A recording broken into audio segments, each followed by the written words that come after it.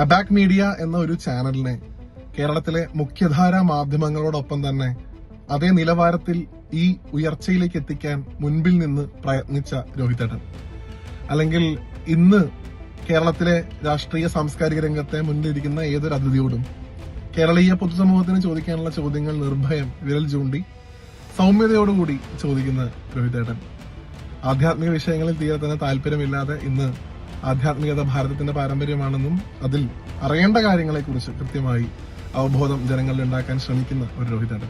ഇങ്ങനെ നിരവധിയായിട്ടുള്ള രോഹിതേട്ടന്റെ മുഖങ്ങൾ ഒരു വർഷക്കാലത്തെ അദ്ദേഹവുമായിട്ടുള്ള പരിചയം കൊണ്ട് എനിക്ക് കാണാനുള്ള ഭാഗ്യം ഉണ്ടായിട്ടുണ്ട്. എന്നാൽ ഇവിടെ ഇപ്പോൾ രോഹിതേട്ടന്റെ ഒരു സാഹിത്യകാരന്റെ മുഖം വെളിപ്പെടാൻ പോവുകയാണ്.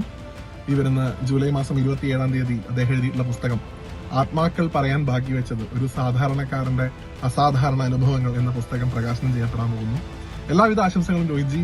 പുസ്തകം വളരെ ഒരു വിജയമായി തീരട്ടെ, നിരവധിയായിട്ടുള്ള ചർച്ചകൾ ഉണ്ടാവട്ടെ. ആ പുസ്തകത്തിലൊരു ഭാഗത്ത് എന്റെ പേര് പരാമർശിച്ചിട്ടുണ്ട് എന്ന് അങ്ങ് പറഞ്ഞത് ഞാൻ ഓർക്കുന്നു. വളരെയധികം ആവേശത്തോടുകൂടി കാത്തിരിക്കുന്നു ആത്മാക്കളെ കേൾക്കാനായി രോഹിതേട്ടന്റെ പുസ്തകത്തിന് വേണ്ടി. എല്ലാവിധ ആശംസകളും.